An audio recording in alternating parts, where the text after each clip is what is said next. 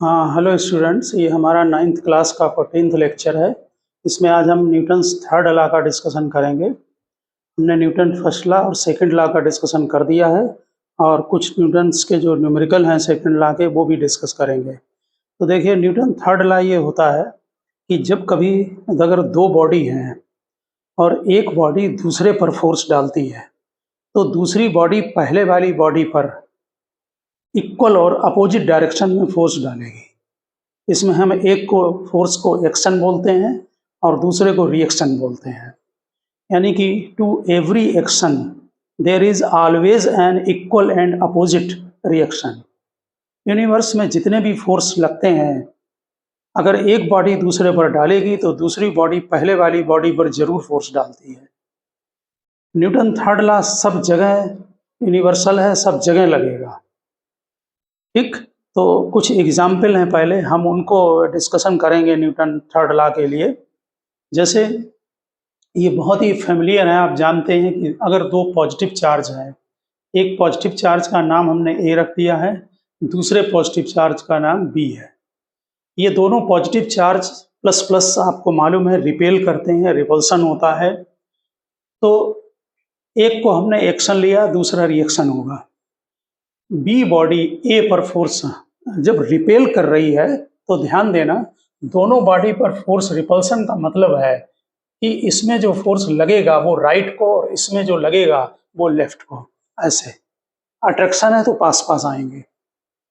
तो इसमें जो एफ ए बी लिखा है, वेक्टर लगाया है क्योंकि फोर्स वेक्टर क्वांटिटी है।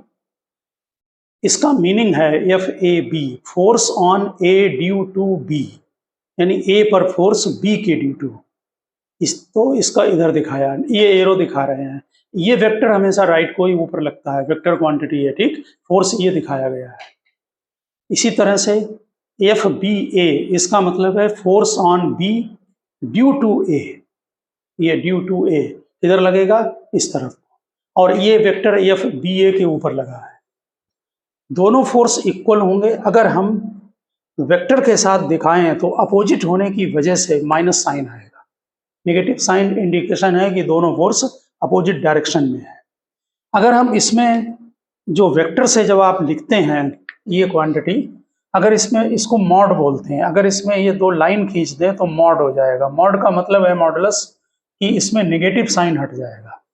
ये केवल मैग्नीट्यूड शो करता है। मैग्नीट्यूड का मतलब वैल्यू। जैसे मान लीजिए फोर्स लग रहा है 5 न्यूटन, तो 5 न्यूटन उसका जो है वो मैग्नीट्यूड है। न्यूटन यूनिट हो गई, 5 उसका मैग्नीट्यूड हो गया। और डायरेक्शन है तो ईस्ट वेस्ट नॉर्थ कुछ लिखा जाएगा। तो इसको हम दो तरह से लिखते हैं मैग्नीट्यूड को। या तो आप डायरेक्ट लिखते हैं F A B is equal to F B A, ये आपका मैग्नीट्यूड शो करता है। वेक्टर लगा देंगे तो माइनस लगेगा क्योंकि वो डायरेक्शन शो करेगा। तो आप समझ गए होंगे लिखने का मेथड। आप सब जगह ये नहीं लिखेंगे। एफ ए बी का मतलब 1 2 भी लिख सकते हैं। एक बॉडी 1 है, दूसरी बॉडी 2 है, तो फोर्स ऑन 1 ड्यू टू 2 तो F 1 2, force on 2 due to 1 तो एफ 2 1, कुछ भी नाम रख दो। इसी तरह से अगर एक पॉजिटिव चार्ज है और एक नेगेटिव है तो आप अच्छी तरह जानते हैं इनमें अट्रैक्शन होगा। जब अट्रैक्शन होगा तो पास पास आएंगे, यानी ए बॉडी पर फोर्स किधर लगेगा, राइट को। इस बॉडी पर फोर्स इधर लगेगा, लेफ्ट को। तो अब एफ ए बी ये है इधर और एफ बी ए इस तरफ है। एक एक्शन, दूसरा रिएक्शन। अट्रैक्शन है, इसमें रिपल्सन है। ठीक इसी तरह से हमारा अगले लेक्चर में हम लोग ग्रेविटेशन का डिस्कशन करेंगे। तो यूनिवर्स में जितने पार्टिकल हैं सब एक दूसरे को अट्रैक्ट करते हैं। तो ये मास है m1, ये मास है m2। एक बॉडी ए ले ली है, दूसरी बॉडी बी, ये ग्रेविटेशनल अट्रैक्शन है। तो force on A due to B किधर लगेगा, इसमें राइट को, क्योंकि अट्रैक्ट हो रहा है। ये भी अट्रैक्ट होगा। इसमें ऐसे दिखाएंगे, शो करने का ढंग उसको देखें, बॉडी में लगाकर इधर को, तो ये इस तरफ दिखाएंगे क्योंकि अट्रैक्शन है। ठीक, अगर आप वेक्टर इस पे नहीं लगाते हैं, ऊपर तो मैग्नीट्यूड है, वेक्टर लगा देंगे तो ये वेक्टर इस डायरेक्शन के साथ ये क्वांटिटी आ जाएगी।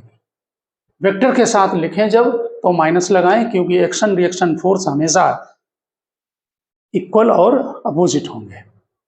ठीक इसी तरह से एक एग्जाम्पल लिया है कि इसमें ये दो स्प्रिंग ले ली हैं। ये स्प्रिंग जो है इसमें से वॉल में अटैच करके हुक से लगाकर और ये आपस में अटैच करके इसको इधर खींच रहे हैं, पुलिंग कर रहे हैं। तो ये बॉडी ए है, ये बॉडी बी ले ली। नेचुरल है कि ये बॉडी फोर्स इधर खींच रही होगी, इसको ये वाली स्प्रिंग इधर खींच रही है लेफ्ट में, इसको लिखा एफ बी ए, इसको एक्शन ले लिया, force on B due to A. अब ये वाली बॉडी रिएक्शन क्या होगा, ये जो हमने राइट में लगाई है बी स्प्रिंग, ये ए वाले स्प्रिंग को खींच रही होगी इस तरफ, राइट की तरफ। तो एफ ए बी यानी force on A due to B, इसको रिएक्शन ले लिया है, ठीक। और वैसे ये फोर्स जो आपने लगाया है उसी के इक्वल होंगे, ठीक है ना। तो मैग्नीट्यूड दिखाएं तो सीधे इक्वल, एरो लगा दें तो अपोजिट। इस तरह से ये फोर्स एक्शन रिएक्शन दिखाए जाएंगे। एक्शन रिएक्शन फोर्स का एक ही कॉन्सेप्ट है कि वो कभी एक बॉडी पर एक्ट नहीं करते हैं। ए बॉडी बी पर लगाएगी तो बी बॉडी ए पर लगाएगी, ठीक। यानी एक बॉडी पर एक्ट नहीं करेंगे, हमने यहाँ नोट कर दिया, ये इसका मेन पॉइंट है। Action and reaction never act on the same body but they always act simultaneously on two different body. एक ही टाइम पर लग रहे हैं, ए बी पर बी ए पर, साइमल्टेनियसली डिफरेंट बॉडीज पर। The force of interaction are always present in pair, pair में होगा इंटरेक्शन फोर्स, ए बी पर तो बी ए पर। अब हम इसके जो है वो कुछ और एग्जाम्पल आपको शो करते हैं। हाँ, अब जरा यहाँ पर आप ध्यान दें कि हमने एक ये अर्थ लिया है और अर्थ के ऊपर एक ब्लॉक रखा है। इसमें बहुत बुक्स में मिस्टेक है, आप इसको बहुत ठीक से समझना। ये अर्थ है, इसका मास कैपिटल एम लिया, इसके ऊपर कोई ब्लॉक रखा है। वैसे ब्लॉक टेबल पर या सरफेस पर कहीं भी हो सकता है। अर्थ जो है वो इस ब्लॉक पर डाउनवर्ड फोर्स लगाती है नीचे की तरफ mg, ठीक। ये ड्यू टू ग्रेविटेशनल फोर्स है, अगले चैप्टर में डिटेल है इसका, अगले लेक्चर में mg फोर्स लगेगा डाउनवर्ड। हमने जहाँ फ्री बॉडी डायग्राम बनाए हैं लेक्चर में, उसमें हमने इसको डिटेल में किया है डिस्कशन। इसका रिएक्शन देखें, ये अर्थ ब्लॉक पर सेंटर पर लगाएगी, फोर्स डाउनवर्ड लगा रही है mg किधर, नीचे की तरफ, डाउनवर्ड। इसका रिएक्शन होगा कि ये ब्लॉक अर्थ पर फोर्स mg अपवर्ड लगाएगी, ठीक। और होता यह है कि जैसे ये पेन है, मान लीजिए इसमें अर्थ जो है वो इसमें ग्रेविटेशनल फोर्स डाउनवर्ड mg लगा रही है। इसका रिएक्शन, ये पेन अर्थ पर mg ऊपर की तरफ लगा रहा है, इक्वल एंड अपोजिट। जब हम इस ब्लॉक को छोड़ देते हैं तो दोनों फोर्स की वजह से अर्थ तो ऊपर मूव करेगी नहीं, वो बहुत हैवी बॉडी है, उसका एक्सीलरेशन नेग्लिजिबल होगा, लेकिन ये एक्सीलरेशन ड्यू टू ग्रेविटी से नीचे गिरने लगती है। एक्शन रिएक्शन को समझने की कोशिश करें। अब जरा दूसरा पॉइंट पर आए। ये ब्लॉक लिया है हमने मास m का, इस ब्लॉक को हमने टेबल के ऊपर रखा है। टेबल जो ग्रेविटेशनल फोर्स टेबल नहीं लगाती है, अर्थ लगाती, ध्यान रखना। टेबल इस ब्लॉक के ऊपर नॉर्मल फोर्स अपवर्ड लगाएगी। इसका रिएक्शन क्या होगा, ये ब्लॉक टेबल पर नॉर्मल फोर्स उतना ही डाउनवर्ड लगाएगी।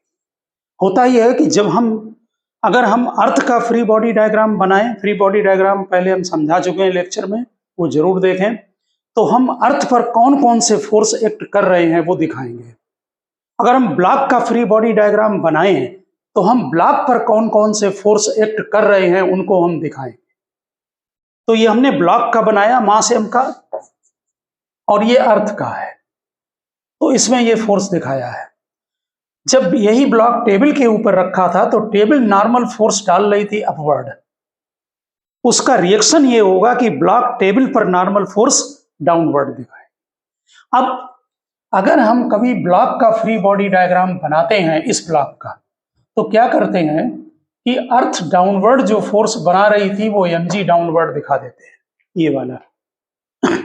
और जिसके ऊपर ये रखा हुआ है ये नॉन कांटेक्ट फोर्स है, दूर से लग रहा है, फील्ड फोर्स भी कहते हैं, नॉर्मल कांटेक्ट फोर्स है। जब दो बॉडी कांटेक्ट में आएंगी तब लगेगा। ये बॉडी किसी न किसी सरफेस के ऊपर रखी होगी, जिस सरफेस पर ये रखी होगी वहां उसका जो कांटेक्ट पॉइंट है, ये होते तो बहुत सारे हैं, एक ही पर दिखाते हैं सेंटर पर। उस कांटेक्ट पॉइंट पर ध्यान देना, mg लगेगा ये पॉइंट C पर, और जो नॉर्मल फोर्स एक्ट करेगा वो कांटेक्ट पॉइंट हमने A ले लिया, A पर करेगा। इस पर नॉर्मल फोर्स अपवर्ड लगता है। दोनों फोर्स ध्यान दें एक ही बॉडी पर है, इक्वल हैं, अपोजिट हैं, लेकिन ये एक्शन और रिएक्शन नहीं है। क्यों? क्योंकि ये एक बॉडी पर एक्ट कर रहे हैं। इसको यहां समझने की कोशिश करें। mg का रिएक्शन क्या है? ब्लॉक अर्थ ब्लॉक पर mg डाउनवर्ड, तो इसका रिएक्शन होगा ब्लॉक अर्थ पर mg अपवर्ड। टेबल या जिस सरफेस पर रखा है नॉर्मल अपवर्ड, उसका रिएक्शन है कि सरफेस पर नॉर्मल डाउनवर्ड। ये अलग मैटर है कि ये दोनों फोर्स इक्वल और अपोजिट है, नहीं तो फिर मोशन होना चाहिए न्यूटन्स लॉ से। जैसे ये हमारे हाथ के ऊपर ये पेन रखा है, तो अर्थ इस पेन पर डाउनवर्ड फोर्स mg इसके सेंटर पर नीचे लगा रही होगी, और ये जो जिस हाथ पर ये रखा हुआ है उस पर जहां कांटेक्ट पॉइंट है उसमें नॉर्मल ऊपर लगता है, जिसको कि हम सेंटर पर दिखाते हैं।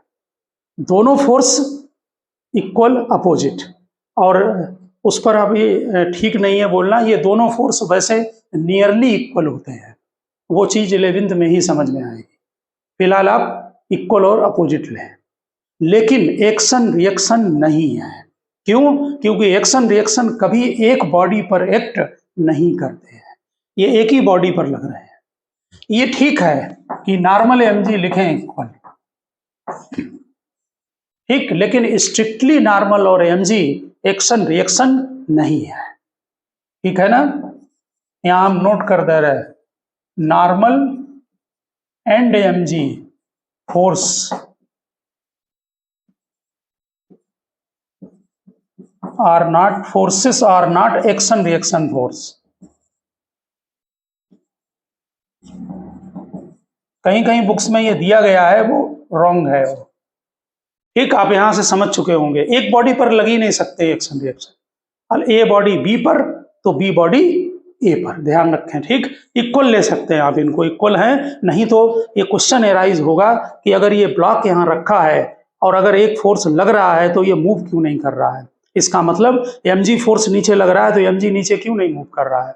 क्योंकि नॉर्मल इसको बैलेंस कर रहा है। तो प्रैक्टिकल लाइफ में एक्शन रिएक्शन फोर्स के बहुत सारे एग्जाम्पल हैं, जिनको हम कुछ एग्जाम्पल आपके जो बुक्स में दिए हैं, हमने ये वेट वाला आपको बता ही दिया है। ठीक, उसके बाद आप यहाँ पर देखें कि जैसे आप किसी वॉल है, ये बड़ा अच्छा एग्जाम्पल है, ये वॉल है और इसमें ये ब्लॉक है, इस ब्लॉक में आप फोर्स F लगा रहे हैं। जैसे ये देखिए पेन है, इसको हम ऐसे दबा रहे हैं तो हमने फोर्स लगा दिया इधर। ठीक, इस ब्लॉक के ऊपर ये फोर्स एक्शन है, इसका रिएक्शन ये होगा कि ये जो सरफेस है इसके ऊपर, यहां ध्यान दें, पहले एक्शन रिएक्शन समझें। हम जैसे ये पेन को ऐसे दबा रहे हैं तो हम इस पेन पर फोर्स लगा रहे हैं अंदर की तरफ, ध्यान दें। इसका रिएक्शन होगा, ये पेन फोर्स हमारे हाथ पर बाहर की तरफ लगाएगी, वो एक्शन रिएक्शन है। लेकिन इस ब्लॉक को बैलेंस कौन करेगा? जिस सरफेस पर ये यहाँ पर ये सरफेस था, ये अटैच होगा, वहां पर नॉर्मल लगेगा और आप फोर्स F इधर को लगा रहे हैं। दोनों F और N इक्वल है, लेकिन ध्यान रहे एक्शन और रिएक्शन नहीं है, क्योंकि एक ही बॉडी पर है। ठीक, ध्यान दें, आप अपने हाथ से इस ब्लॉक को इधर दबाएंगे फोर्स F से, उसका रिएक्शन होगा कि ब्लॉक आपके हाथ पर फोर्स इधर लगाएगा, वो है रिएक्शन। ए बॉडी बी पर, बी ए पर, नॉर्मल तो यहां लगेगा, नॉर्मल इस लगेगा, वही इस F को बैलेंस करेगा। हमने फ्री बॉडी डायग्राम में भी इसको समझाया है। ग्रेविटेशनल mg इसमें नीचे की तरफ लगता है, डाउनवर्ड, वो हमेशा डाउनवर्ड लगेगा, और फ्रिक्शन सरफेस पर लगेगा ऊपर की तरफ, जिससे कि mg को बैलेंस कर ले अगर मूवमेंट इसमें नहीं हो रहा है। ठीक है ना? तो जब हम हाथ से हाथ से हम वॉल को दबाएं तो क्या होगा? वॉल हमें इक्वल एंड अपोजिट फोर्स लगाएगी हमारे हाथ पर आउटवर्ड, हम इनवर्ड, वो आउटवर्ड। ठीक, motion of boat moving away from the bank, yes और आप रिवर में आपने देखा होगा कि जो बोट्समैन होते हैं वो जब क्या करते हैं कि एक उनके पास बांस होता है, बम्बू, वो रिवर के किनारे उसको प्रेस करते हैं, ऐसे एक्शन लगाते हैं, उसका रिएक्शन फोर्स जब मिलता है तो जो बोट है वो रिवर में अंदर मूव करती है। ठीक, when a boatsman wants to move the boat away from the shore he pushes the shore by a bamboo और विद ए ओर, एक एक्शन दूसरा रिएक्शन। ठीक, इसी तरह से वाटर में आपने देखा होगा कि जो जब मूव करते हैं तो जो ओर होता है, पतवार होती है, उससे वो ऐसे दबाते हैं जिससे कि बोट आगे की तरफ मूव करती है। ठीक इसी तरह से जब बुलेट को आप फायर करते हैं गन से, तो गन क्या होती है कि बुलेट पर एक हैवी फोर्स लगाती है, बुलेट आगे की तरफ जाती है, उसका रिएक्शन होता है कि जो गन होती है उस पर फोर्स बैकवर्ड लगता है, उसी की वजह से उसको ठीक से पकड़ना पड़ता है, नहीं तो आपके जो हाथ है उसमें चोट लगेगी। ठीक है ना। ठीक इसी तरह से रॉकेट का एक्शन होता है, रॉकेट जब ऊपर मूव करता है तो आपने देखा होगा फ्यूल नीचे की तरफ जाता है, तो फ्यूल पर फोर्स किधर लगाता है, नीचे की तरफ। उसका रिएक्शन ये होता है कि जो फ्यूल नीचे की तरफ जा रहा है वो इस रॉकेट पर अपवर्ड फोर्स लगाती है, जिससे कि ये ऊपर की तरफ को मूव करता है।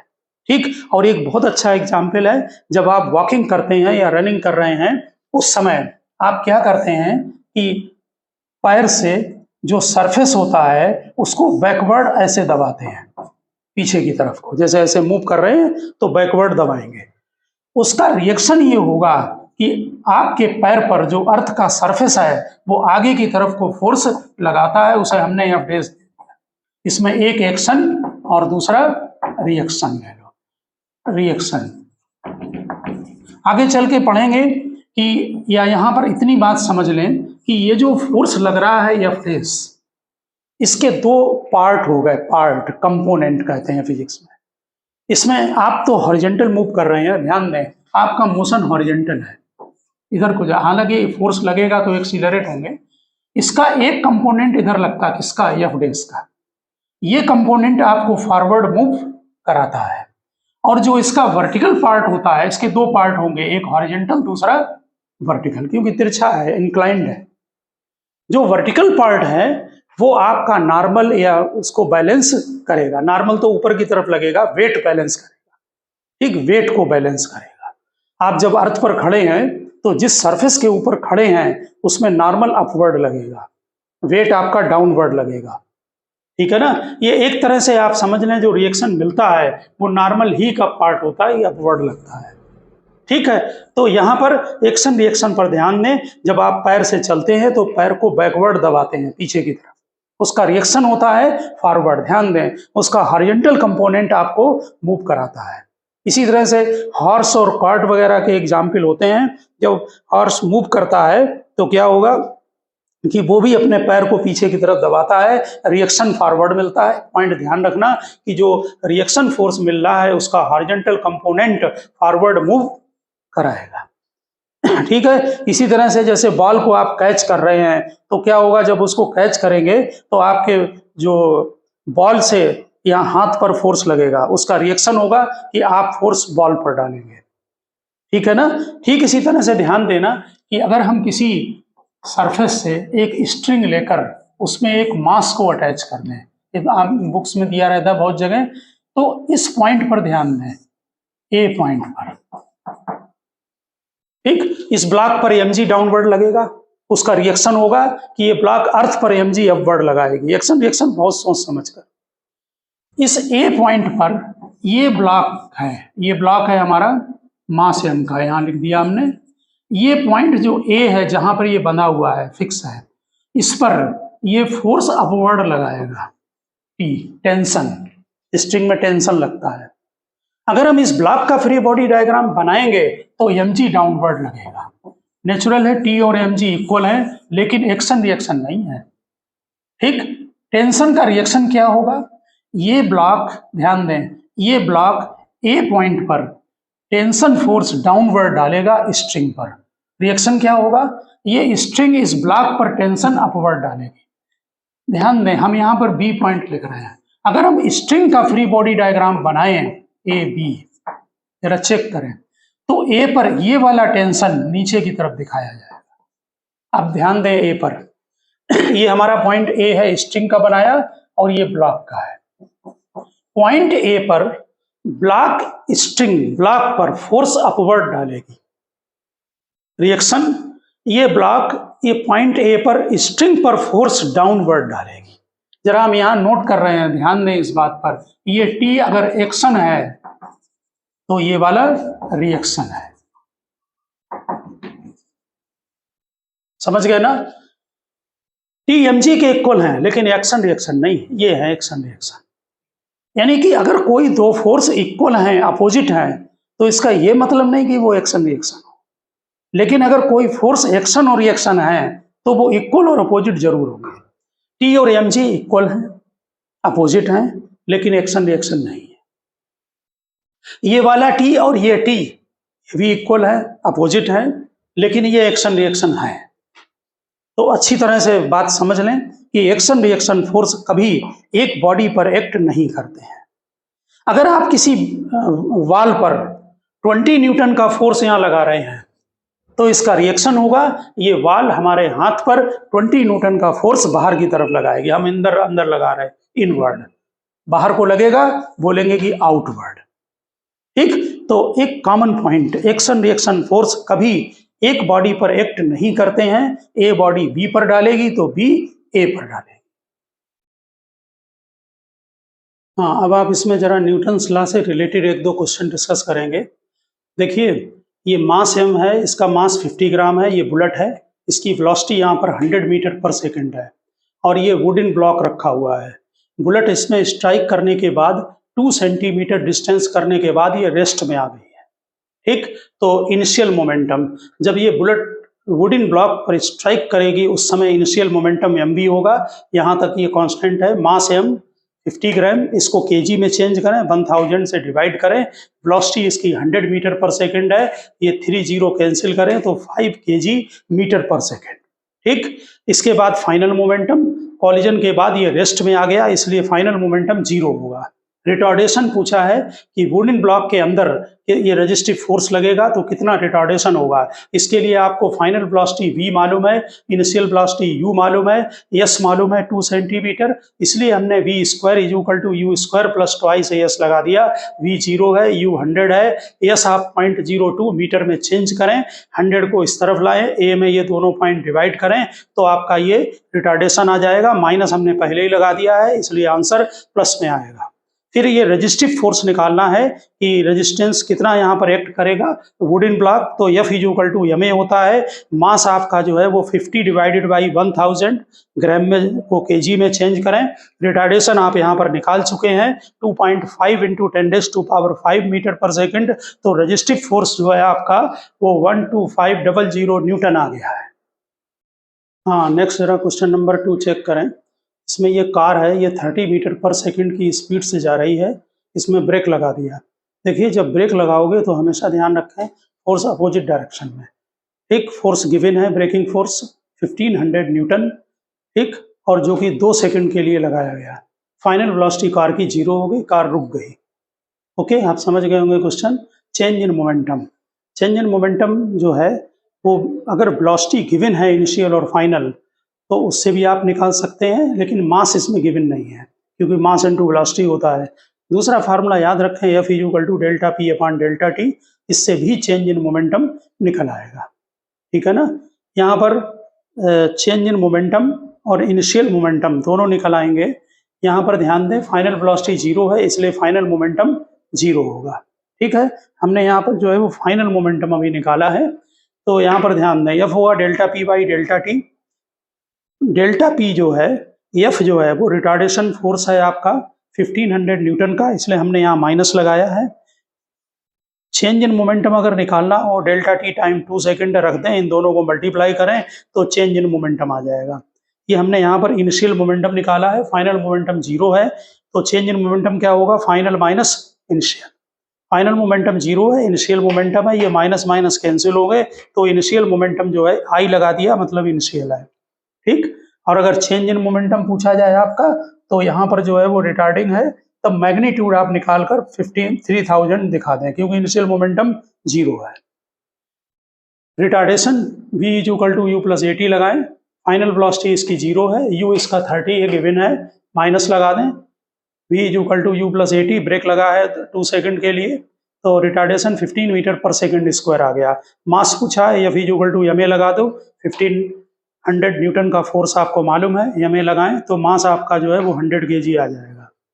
तो फार्मूले यही हैं, अगर आपको मास और वेलोसिटी मालूम हो तो change in momentum mass into velocity से भी आ जाएगा, otherwise F is equal to delta p upon delta t से भी आएगा।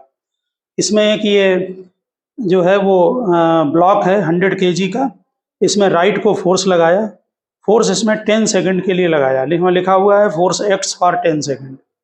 बॉडी मूव्स 100 मीटर, इससे बॉडी 100 मीटर मूव करती है नेक्स्ट 5 सेकंड के लिए, ठीक है ना। यानी कि यहाँ पहले ब्लॉक यहाँ रखा हुआ है, जैसे यहाँ पर आपने फोर्स लगाया कितने सेकंड के लिए, 10 सेकंड के लिए, ठीक। इससे इसने स्पीड गेन करेगा, फिर फोर्स को हटा लिया, नेक्स्ट 5 सेकंड तक वो बॉडी मूव कर रही है आगे की तरफ, उसने 100 मीटर डिस्टेंस को ट्रेवल किया है नेक्स्ट 5 तक, ठीक है। अब देखें जरा, देखिए आगे जब आपने जो फोर्स लगाया है वो 10 सेकंड के लिए लगाया है, आगे फोर्स नहीं लगाया है। ध्यान रखें, अगर फोर्स बॉडी में एक्ट नहीं कर रहा है तो कोई एक्सीलरेशन नहीं होगा।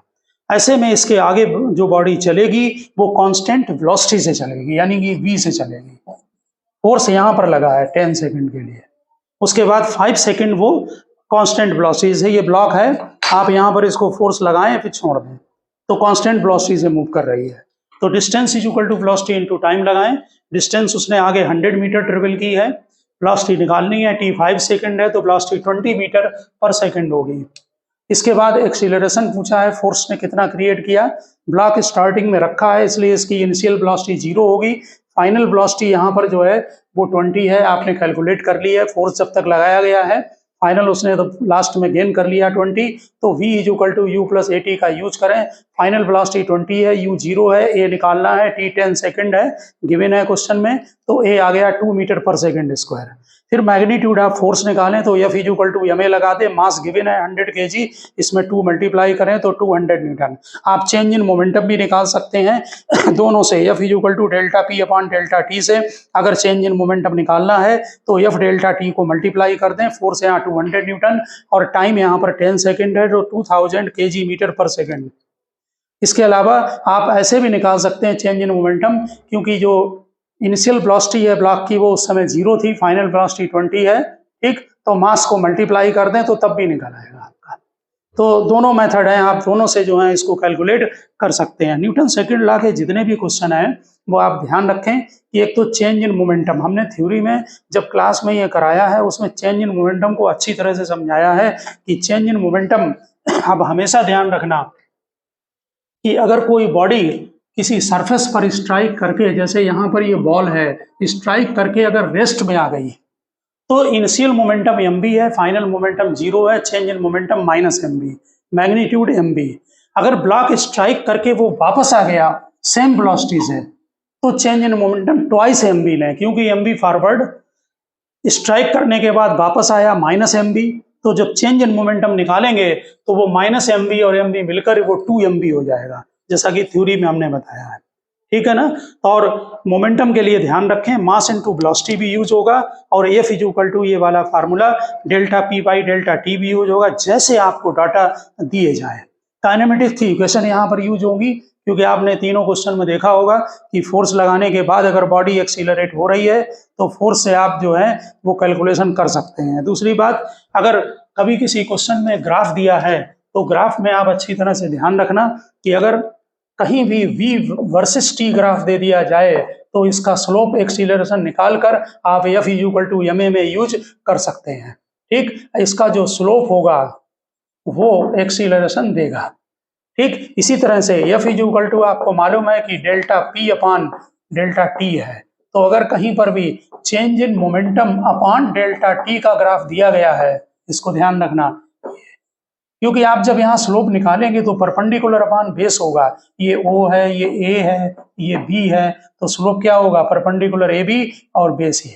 तो परपेंडिकुलर में क्या है, डेल्टा P है, बेस में क्या है, टाइम है, तो delta P upon delta T इसका स्लोप फोर्स दे देगा, ठीक है ना। इसी तरह से अगर कोई ग्राफ आपको ध्यान दें जरा, एफ वर्सेस डेल्टा टी दिया हो, यहाँ पर फार्मूले पर चेक करें, यहाँ पर delta p is equal to F delta t होगा।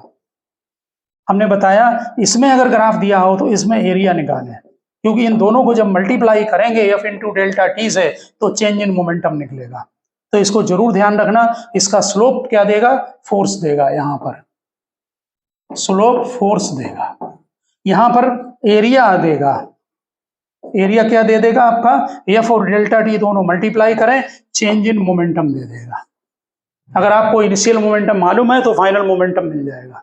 तो ग्राफ का हमेशा ध्यान रखें यहाँ से कि परपेंडिकुलर अपान बेस करके देख लें ग्राफ कौन सी फिजिकल क्वांटिटी दे रही है, एरिया देख लें दोनों को मल्टीप्लाई करके कि कौन सी फिजिकल क्वांटिटी आपको मिल रही है, तो वहां से आप इसको चेक कर लें। तो ओके स्टूडेंट, हमने आपको न्यूटन थर्ड लॉ और इसमें सेकंड लॉ के एक दो क्वेश्चन करा दिए हैं, ये बेसिक पॉइंट बता दिया है, तो आप इससे न्यूमेरिकल को लगा सकते हैं इजीली। कोई न्यूमेरिकल में कहीं प्रॉब्लम आती है तो आप डिस्क्रिप्शन में कहीं डाल दें नीचे, तो उसको हम करके आपको दे देंगे। Okay students.